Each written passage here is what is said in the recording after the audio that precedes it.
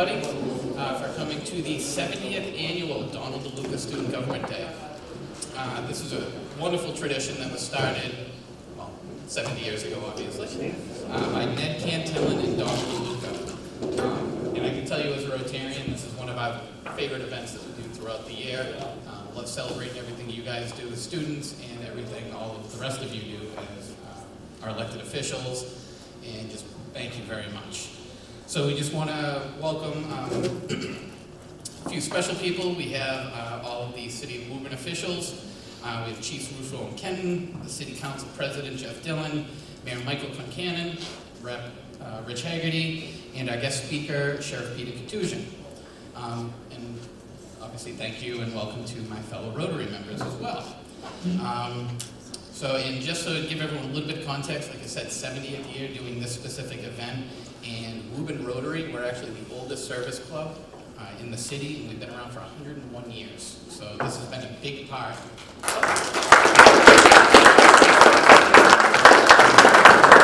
Big part of who we are. So with that, I'm just going to ask everyone to stand so we can recite the Pledge of Allegiance.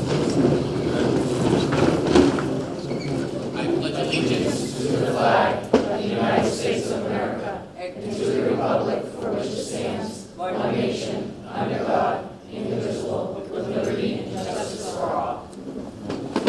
All right. And at this point, we're going to go right into lunch.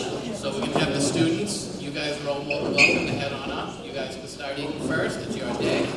And then once you guys are all standing, give you a nice big round of applause. And then this will make Martini from the Rotary Club. We'll also come around with a little gift for everybody. All righty. So we're going to start right at the top. And in the position of mayor, we have Mara Savensky.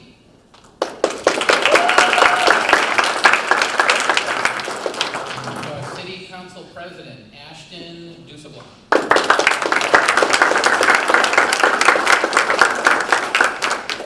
Position of Police Chief, we have Thomas Kniebe.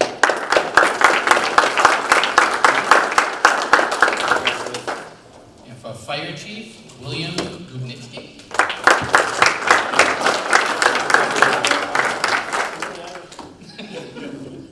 Superintendent of Schools, Audrey Panicella. School Committee Chair, Shannon Spoladoro. Public Works Superintendent, Kaylee Curl.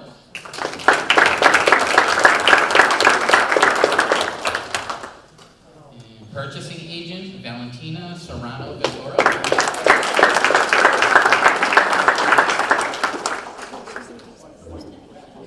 Human Resources Director, Gabriella Rose Fitzgerald. Veterans Agent, Sophia Taus.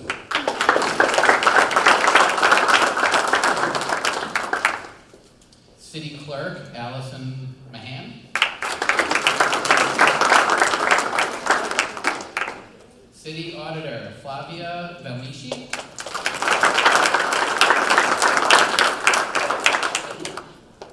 Treasurer Collector, Alexandra Mahan.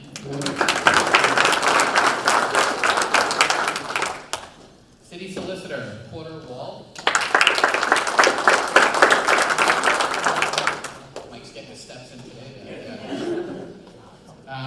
Chief Appraiser, Assessing, Zinap Dogan.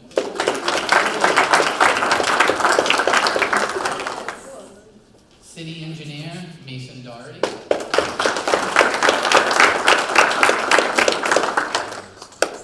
Building Commissioner, Madison Caggiano.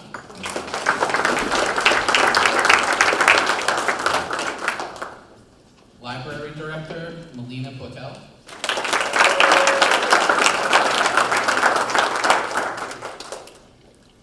Recreation Director, Isla Brown and Farishta Al.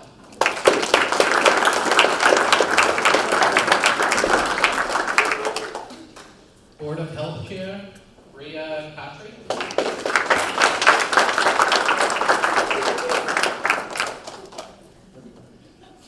Conservation Director, Hannah Carter.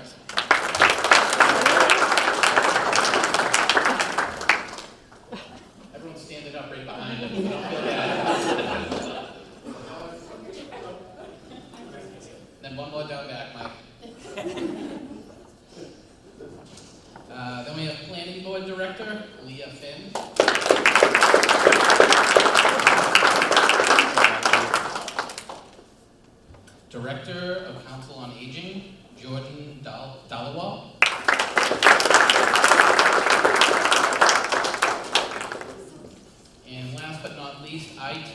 Director, Sean Maloney.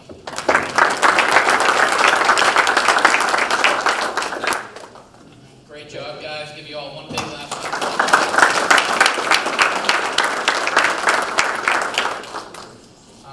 And just on a personal note, just want to let you guys know, I was actually one of you back many years ago when I was here, and it's still something that I remember to this day. I remember I was still with the housing director. He ended up knowing my parents from East Boston back in the day, so remember today. It's a good day. And with that, I'd like to invite Art Duffy up, who's going to be introducing our guest speaker, Sheriff Jim.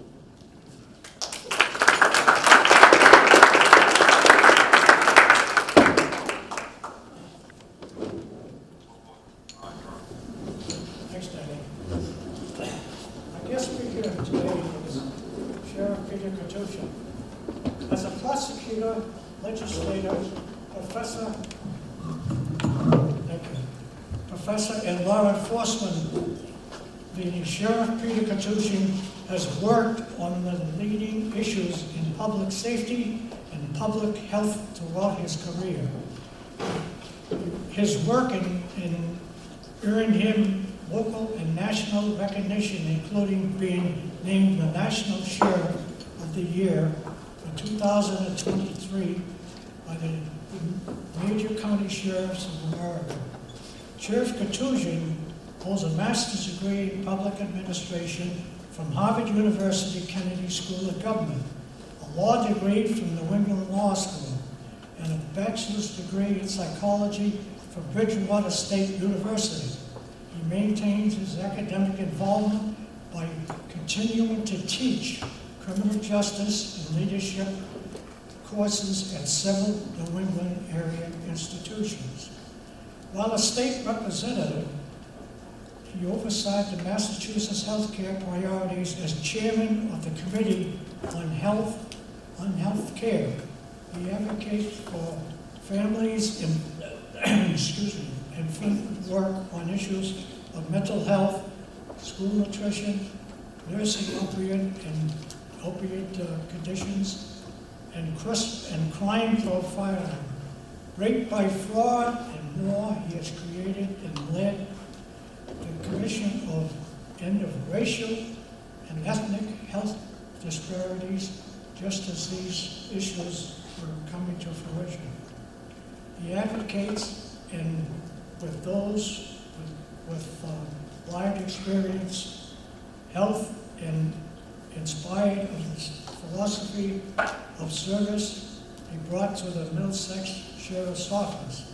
As sheriff, he uses the specialty units as reimagined the correctional landscape by targeting treatment towards unique populations such as young adults and military veterans.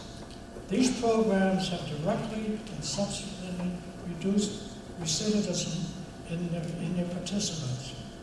These results have been published academic journals, featured by national news outlets, and labeled as the best practice by the multiple presidential administrations.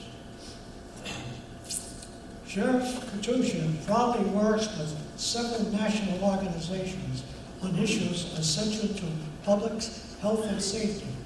He serves on the board of directors for the U.S. Department of Commerce First Response Network Authority, the Executive Committee for the Court Council of State Government and Justice Center, and the Advisory Board for the State's United Democracy Center. He is also an active member of the National Organization of Black Law Enforcement and serves on the Executive Board of Law Enforcement Leaders to reduce crime and incarceration. Sheriff Katusha has also earned honors as one of the national most prominent Armenian American officials, including the U.S. Ellis Island Medal of Honor, as well as the Maker Cash Medal and Medal of Gratitude from the Armenian government. While the sheriff still lives in his hometown of Waltham, he also enjoys traveling to his wife, Elizabeth's hometown in Spain, Madrid, Spain, with the three children, Peter, Christian, and Isabel. Please welcome Sheriff Gattuso.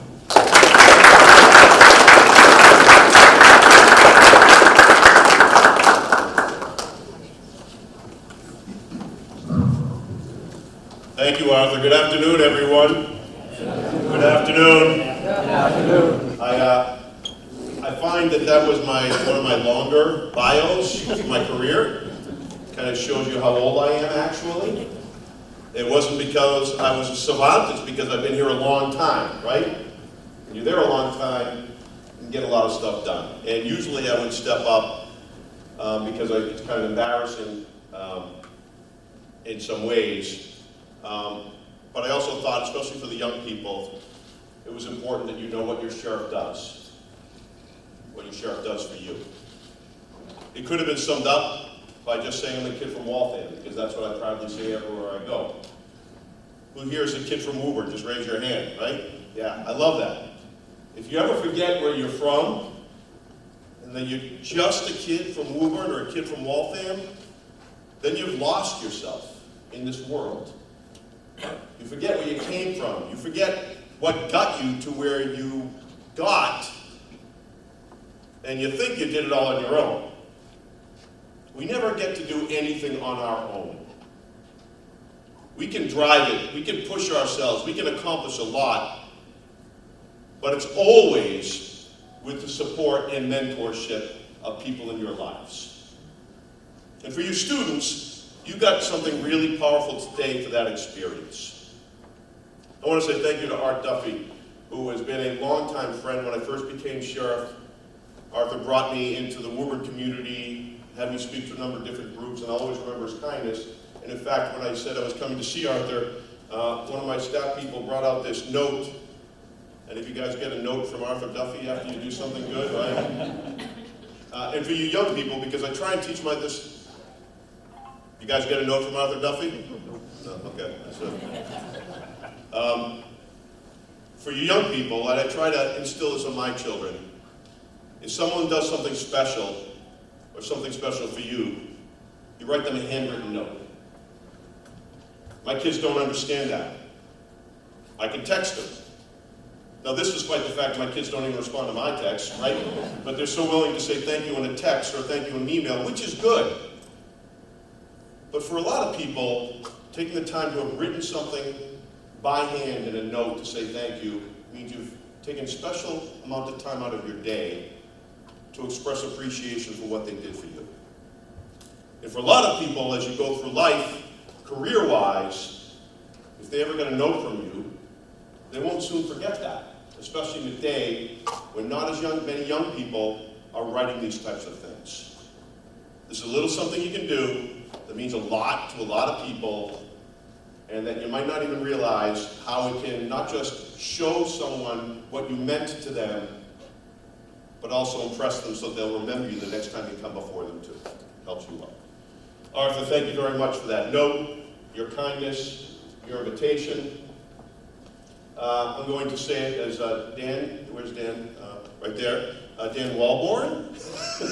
He read off every name because he was not really sure any name. Even Murphy, he was really, Murphy? Sorry, Dan. I know the feeling. But thank you very much. It's great to be with Mayor Kincannon and Representative Haggerty and Chief Rufo, Councilor Viola, who works with the Middlesex Sheriff's Office, and so many other great leaders in this community, business and otherwise. By the way, what I love about these events is it just shows the communities. And in a day when if you turn on CNN and you watch it for a while and you get tired of that, and you switch it to Fox, and you watch that for a while and you get tired of that, and then you go back to CNN because you can't seem to turn off either one because of what's going on in the world today, and it's kind of depressing and stressful. And yet, this is what we should be embracing every day. Our communities, our neighbors. We should be aware of what's going on nationally, but we should never let that allow us to forget what's going on in our own hometown driven by our elected and appointed leaders with our business community. So whenever you get stressed out, like I was today, quite honestly, I'm really happy to be here with all of you, a bunch of kids from Woburn. It's so great to see so many young people interested in the workings of municipal government and see so many leaders that are willing to give their time and setting such a strong example for the next generation of leaders. It's incredible that this program has been going on for 70 years. 70 years. Arthur's older than 70 years, but man, that's a long time this program has been going on, right? Remarkable. And by the way, being led by people like Arthur for so many years. Sustaining any program for any time is an incredible achievement, and I'm truly in awe of Woburn's ability to maintain this program and keep it thriving year after year. It's terrific that Woburn provides opportunities like this for high schoolers to connect with government professionals, to learn about careers you may or may not even be considering, you might learn about. I personally hold public service to be one of our highest values and professional achievements in our society. It's one very important to me personally. I've devoted basically my entire professional life to public service, beginning long before I entered the workforce, because I grew up in a home of not one but two dedicated public servants. My mom was a teacher, and my dad was a city councilor in my hometown of Waltham, and then became a city clerk in my hometown of Waltham. He served for decades as city clerk. He was well known across the state for being an elections expert for the Commonwealth, and for many years after that. And I was really lucky. My Uncle Jack was the Veterans Service agent in my hometown of Waltham. I was lucky to be raised in this family to appreciate public service in a way that many other people don't get to do. So for you students that got to experience it today, remember this experience. Many of you will say, I'm going to go into business, I'm going to go do this. Public service is an amazing opportunity to do something really important every day of your lives, and to feel really good about that, and I'll speak about that in a moment. A lot of my youth was shadowing my dad, just as you did this morning. I practically grew up in the city clerk's office in Waltham, and as an adult I have fond memories of working with him as an election monitor, both in Massachusetts and even abroad in Armenia. Despite his significant influence on me, when I graduated from Bridgewater State, public service wasn't on my mind. I was lacking direction. It wasn't until I went to law school, and by the way, the opportunity to attend law school was afforded to me by Judge Jim Lawton at New England School of Law. I say that name, and I'll get back to that, because we should always remember the people that got us to those places in our lives. Each one of you will have someone that helped you with a college application or essay, or helped you get someplace, or hired you. Always remember those names, and always say those names. They say that no one truly dies until the moment that their name was last spoken. So keep those people alive as they sustain you in difficult parts of your life. I went to law school, practiced law as both a public defender and a prosecutor, and I found that that was where my passion for public service truly began. I later became a state representative. Didn't get to serve with Representative Haggerty. Did we get to serve together? No, that was gone before you got in there. And then ultimately serving as the chairman of healthcare, which was an amazing opportunity, privilege, honor, and a hard job. But man, what you could do in that committee was really powerful. Until then, I became the sheriff of Middlesex County in 2011. Not even a job I ever sought. It's another piece of advice for the young people. You may end up places you never thought you'd end up. So don't say no to anything. And another piece of advice I'll give to you will tell you how to be able to make the most of those opportunities. And when I became sheriff, at first I wasn't interested in the job. You run a jail, you hold people in jail. Not my idea of real public service. Until I started really looking into what you could do as a sheriff. which is to help and support those people that are incarcerated for the many reasons they are incarcerated, and to turn them out better when they leave your facility than they came into your facility, thereby making them better, their families better, and our communities better. And I love this job every day. As a sheriff, I am the elected official who oversees the Middlesex Jail and House of Corrections. Many of you might have driven by it on Treble Cove Road in DeLuca. Stately looking from the outside. Actually, pretty well good looking in the inside too, Chucky, wouldn't you say? Now, this is two different entities. There's the jail that holds all people charged in Middlesex County pre-trial, meaning they're charged with a crime, they're held on bail or without bail, and it could be from, well, anything, the lowest crimes, although we don't have anyone in jail for low crimes, but anything up to murder.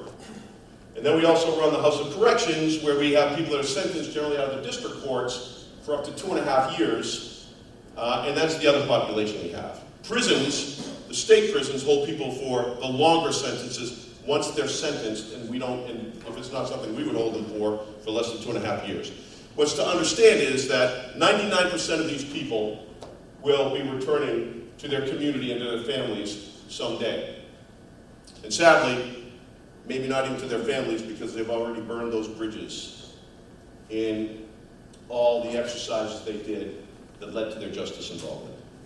The population can be dangerous. Many individuals have a murder or attempted murder charge. Many are simply sick. They have substance abuse issues or been diagnosed with mental illnesses. Let me just ask you, I'm going to ask you for a show of hands. If you're comfortable, raise your hand if you know someone that has struggled with substance use. Just raise your hand if you know someone. Just take a look around how many hands are raised right there, right? Okay, put them down. If you're comfortable, raise your hand if you know someone that has struggled with mental illness or mental health issues. Raise your hand. Look around at all those hands raised right now. Now, raise your hand if you're comfortable. If you know someone that's been incarcerated, raise your hand. Look at all those hands. Look at all those hands. I do this exercise in almost every crowd I go to, and it's always the same basic number, 3/4 almost of every crowd I go to, no matter the type, to show people that they're not those people. They're our people. They're our family. They're our neighbors. They're our neighbors' kids that have struggled with so many of these issues that have led them to justice involvement that then lead them to incarceration.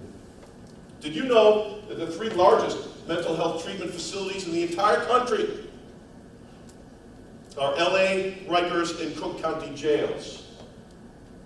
In Middlesex, we are the largest mental health treatment provider in our county, a jail. How sad is that, and what an indictment it is on our society that we weren't able to reach these people before they became justice involved, to steer them away from this path that led to this incarceration. Sometimes we can save their lives, but also can exacerbate their problems. As a sheriff, it's my job to care for them while they're in our custody and help them find the services and the second chance when they are returned to the community. And that's what I love about this job. My job is not to judge them. That was done by the courts. My job is to treat them with dignity and humanity, offer them opportunities to make their lives better for them and for their families, and give them that opportunity. And if they don't take it, that's on them. But the next time they're in, I'm going to still give them that opportunity, and the next time, and the next time, and the next time. Because for many of you people that are involved in this type of profession, or know someone that struggled with substance use disorder, if you're not there that 2nd or 5th or 10th time, that could be the one time they were ready to turn their lives around. And I have that opportunity every day with the 4,000 people that come in and the 4,000 people that leave my facility. I have that opportunity to change someone's lives through the work that we do. Now, had you shadowed me for one day of this month, and we can actually do this sometime in the future, if you'd be interested. I don't know if you go outside of Woburn or not. But you would have seen, just for one day, and really only kind of some of it, giving a tour of our facility up to a group of elected officials, swearing in a new group of corrections officers as they graduated from our training academy, meeting with our law enforcement partners in Middlesex County, looking for ways to keep them and their community safe, like Chief Rufo, meeting with members of the Middlesex Sheriff's Office staff for new programs to treat the unique needs of our population, reviewing the data we collect on all of our programs, making sure they're working as intended and delivering the results we expect and demand, and speaking to the public at events like this, spreading the word about what we do. Serving as sheriff has been an incredible opportunity to serve a population in need, and to me, it's one of the most pure forms of public service that you can find. Because I'm truly taking care of the least of our community. Those people that have been judged by our community and sent to jail because of their offenses, that have violated our rules and our laws and our norms. And I get to help those people, the very people that most people would just rather forget about, don't associate with, are tired of. It's like dealing with a population that may be homeless, mentally ill, troubled youth, disabled, the types of jobs that don't get the attention and the credit for everything they do. To me, that's public service in its most pure form. Because every day public service is about helping our community of people, and it makes me feel good every day. This is a special population that I get to work with. I've had, as Arthur was mentioning, I've had great experiences from this. Spoken to the White House a few times, met amazing people on both sides of the bars, actually, all because I pursued a career in public service and worked really hard. So as I look out to the students who are here today, I feel really good about our future. And I feel really good about Woburn. I'm proud of each of you for taking part in this event and how you've seen firsthand how the city of Woburn is run by these great leaders in this community. Hopefully you have come away with a new respect for work that our public officials do. It may not be glamorous. It is too often maligned by people that don't know any better and don't really care to know any better. But it is essential and it is noble work that public servants do every day. It's my hope that many of you who participate in this event will go on to a career in public service, because now more than ever we need you. We need you in this profession. People like you, people who are smart, dedicated, passionate about government, and committed to serving your community. I said earlier that a career in public service is not just a job but a calling. This calling doesn't lead to fame or fortune, but the rewards for us are different. They're honestly better. The rewards come from the opportunity to help your community and your fellow men and women, to contribute to your community and their success. It's a career that gives you on a daily basis a chance to show how much you care and to make an impact by showing up for those in need when others don't. I love this profession. I love this mission. And that's because of the people with whom I work every single day. Because you're working with other people committed to public service and the betterment of your communities. And that's pretty awesome. People like the Woburn officials who you spent the morning with today. Our public officials make a difference in people's lives by delivering amazing services and necessary services to residents. Service work that is unparalleled, that helps those who need it most. As someone who made a career in public service, I can tell you that I have no regrets. I love it every single day. In each job I've had, by the way, in public service, as I'm saying, it's about time to leave, or I might have to, or something's gonna, I've got to think about leaving, I really worry, will the next job I have, will I love the next job I have as much as I love this job? And what you find is if you work really hard and you care about what you do, you'll have opportunities to do something that are even better than the last job you had. And that's what has happened with me. Let me close with something I always say when speaking with young people at the beginning of their careers. Has any young people attended our Youth Public Safety Academy at the Middlesex Jail and House of Corrections? It's not at the jail, I didn't mean that. Our summer camp that we do? Oh, none of you guys? Oh, that's disappointing. Well, imagine how far along you'd be if you came to our summer camp on top of what you're doing today. But what I do every day is something that I learned the hard way. I didn't understand it. And my complete trajectory, my career and life almost changed because I didn't understand it. Because I graduated from Bridgewater State University. I'm now on the board of trustees for Bridgewater State University. My son, Peter, is a rising senior at Bridgewater State University. I love this university. But I wasn't serious about my studies when I attended school. Like many young people, I was a narcissistic young guy. I thought school was stupid. Just had to graduate, because as soon as I finished and I entered the real world, they were going to say, "Thank God you're here, Katujian. We have been waiting for a leader like you." I graduated and I waited, and I didn't hear anything like that, man. I didn't hear a doorbell, I didn't hear a phone ring, nothing. No one cared that I had graduated. I did not distinguish myself in any way, probably only bad ways.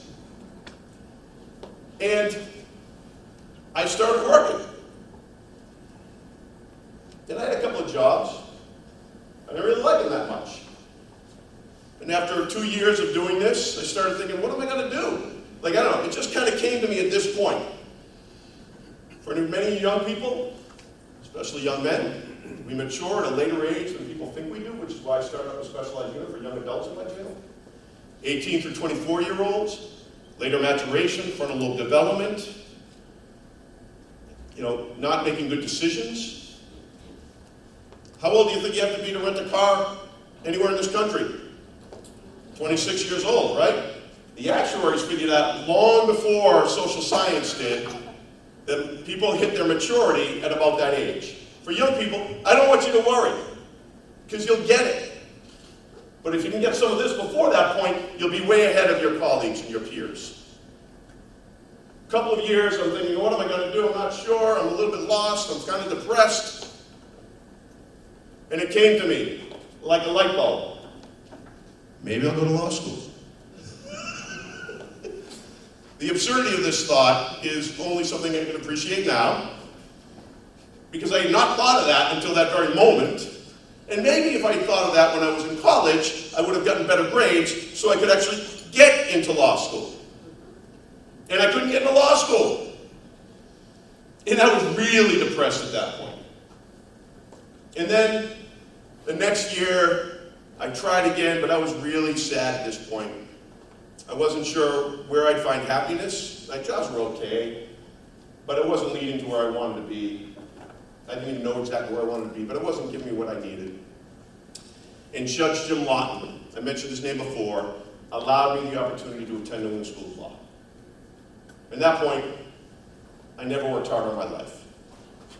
Now, I didn't get all A's, because they do say something that A students become professors in law school, B students become judges, and C students go make all the money, right? And there's something to that, because C students are studying, but they're also engaging with social aspects and with their colleagues and friends and building relationships that are really important to their success.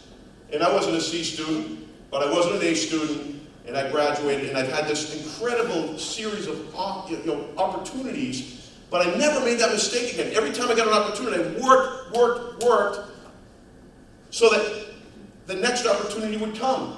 And lo and behold, if you work really hard, the next opportunity comes from someplace you never knew was going to appear before you. Job opportunities have presented themselves only because I had worked really hard, distinguished myself, and put myself in the right place at the right time, with the right reputation and job skills to get that next job. What I found was, and I hope that you young people will remember this, I found that the harder I worked, the luckier I got. Thomas Jefferson once said, he found that the harder he worked, the luckier he got. Because if you think you're just going to base it upon people that know people or are going to get lucky, you will not succeed. There's a million people out there that are hoping to get lucky or know people. If you work hard, you reduce those chances that you just have to get lucky to get those jobs. Because you will have earned those opportunities to make yourself competitive for these jobs. Finally, get some good mentors around you, and some might be in this room here. Rely upon them. Stay in touch with them. Take their advice. Write them a thank you note, because those will be the people that will be caring about your well-being while you are continuing your pathway through your life. It will always have been there for you at a time when it made a difference in your life.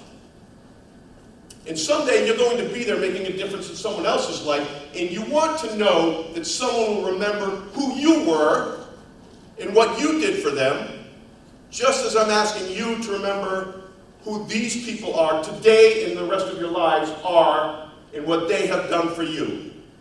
Because nothing can be better than knowing that has been something that has been valued. Lastly, I'm not going to be the first to say this. The advice is often interpreted as simply follow your passion. It's the, if you love what you do, you'll never work a day in your life. Many people think it's just to follow your passion, but that's not exactly what it means.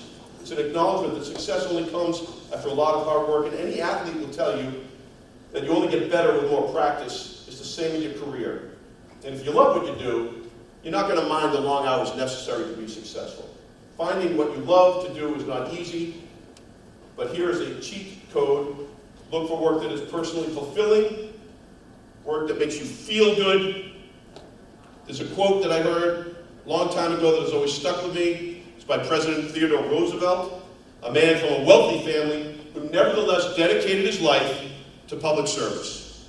He said, "Far and away the best prize that life offers is the chance to do hard work at work worth doing." Hard work at work worth doing. All of you should spend the next few years finding out what that is. That will spark your passion in the hard work. It took me many years. Wish I discovered it earlier. By the way, I try and teach my own children this every single day, and they don't listen to me either, so this is my own frustration. Like I didn't listen to my own dad, by the way, right? As parents, we all know that, right? We get frustrated that our kids not listening to us, but we didn't listen to our own dad, because that's part of the process. But man, I thought if I had just gotten in a little bit earlier, I would have been so much happier so much earlier in my life.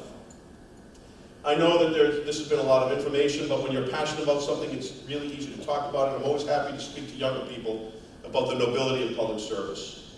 Thank you again to Arthur and to the rest of the community, Mayor, Rep, Chief, Veteran Service Director, everyone else. And most of all, thank you to your students for your modeling the great future that you will be seeing, and I'm excited to see it unfold before me. Thank you, everyone.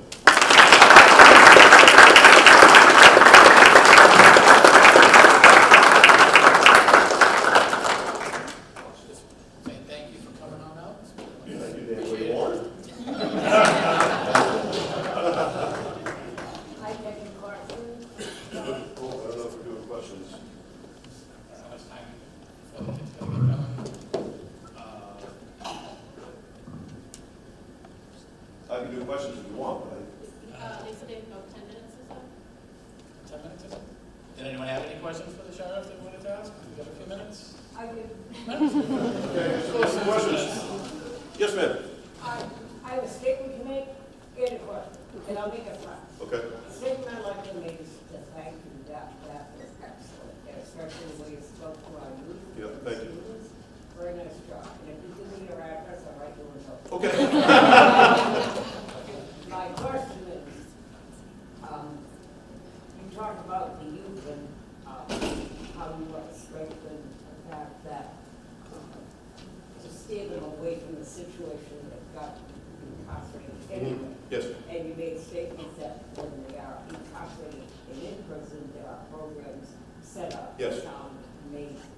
How can you identify the youth before they get there, and what programs could be, or are they put in place to? For the young adults especially? Yes. Yes, absolutely. Are you able to follow me around, or should I get to the microphone? Probably the microphone. Okay, all right. Okay. Sorry. All right. So, literally because of my own experience and understanding that I was 26 years old when I started to come to grips with the fact that I hadn't been making good decisions. Again, I wasn't doing anything bad, but I wasn't making good decisions. and I just wasn't mature in my thinking. So I realized, but there was also a lot of science coming out at that time, this 18 through 24-year-olds, the frontal lobe development, the engagement in riskier behaviors, the failure to understand the consequences of your actions. Also, with people that are incarcerated, young adults are the most likely to recidivate for the rest of their lives. They're likely to have suffered significant, those that are incarcerated, significant more trauma than most of the rest of us do at home. So there's a reason that they've been brought to this point. And so I started thinking about a specialty unit for them. My first unit was a specialty unit for housing for military veterans. I just thought that was very important for my uncle's experience. I wanted to do something for incarcerated military veterans that respected them, thanked them for their service, and supported them. Sometimes the things that they saw overseas or during battle were the reason they become incarcerated. Sometimes it happened before they were in military, and sometimes it happened after they got out of the military. Sometimes they were discharged for the very reasons that they're now incarcerated. I don't care. If you served our country and you raised your hand and swore to protect our country, I'm going to serve you. And so we started that unit. And that started our culture shift. The next unit I did was that young adult offender. I reached out to an organization called the Vera Institute out of New York, because no one else was doing this. We were the first unit of this type in the entire country in a jail. We had to create the whole program ourselves. So we reached out to Vera Institute. And what we started really doing work was, I don't know if any of you guys heard of cognitive behavioral therapy? Any of you guys raise your hands? Yeah? All right? Really important. Actually so important that we actually, and Chuck will tell you, we actually do cognitive behavioral theory training for all our new recruits and all employees every year at their annual training, not just operational, but civilian. Because it teaches you how to take that primitive emotion when you're upset and angry and ready to fight, and take that and bring it to the top shelf and make better decisions. And so what we started was exercising cognitive behavioral therapies in this. Now what you see in this unit, if you take these young adults that are in this unit, there's like no problems whatsoever. Same gang, different gangs, they all leave it at the door and they all live peacefully among themselves. The only problem we had was I think last year, a couple of guys were playing a basketball game, which is very violent in jail, by the way. It's really like a gladiator sport. And they got into a fight back in the unit after that. And the commander of the unit was so mad at them because they ruined the perfect record. By the way, these guys got kicked out of the unit, but they were allowed back in the unit, right? Because part of us is to forgive and let it move on, and they never had any problems. Now, if you take that same age cohort, they're responsible in a significant portion of all the fights, the disciplines, all the problems in the rest of the jail. But in that unit, this age group, same age group, has no problems. It shows we're doing something right in that age group. We're doing well. By the way, what we did was we just recently opened up on the other side. We've had several, I can go on all day, I won't do that. But our latest was an older adult reentry unit. Because we're not preparing older adults, 55 and over, to prepare them for their unique reentry into their communities. Our needs as older adults are different than younger people. And so we're preparing them. We actually partnered with the BU School of Occupational Therapy. We did 2 years of research with UMass Gerontology School at McCormick Institute to come up with specific programs for older adults. And this is going to be something that already we're getting a lot of interest nationally in, because it's remarkable what we're doing in this OAR unit, older adult reentry. So to me, the specialty units are the way to go, because not every person in jail is the same. They're older, younger. There's substance use, their mental health. They're both. And if you treat treat people uniquely, you get unique results, and that pays off in the long run. So each of these innovative units we've done, backed by data, has been very successful. And so that's the story behind the young adult. I don't know if there's one more question, but I don't want to, it's getting warm in here too, so I don't want to belabor it. Do we want to just cut it out now? Yes. All right, going once, going twice. Sold. Thank you very much, everyone.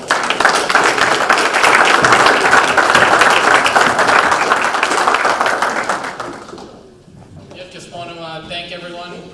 With that, thank you very much, Sheriff. Congratulations again to all of the students. You guys did a great job. You deserve it. Just carry these lessons going forward, and thank you everyone else for coming. We appreciate it. Have a good day.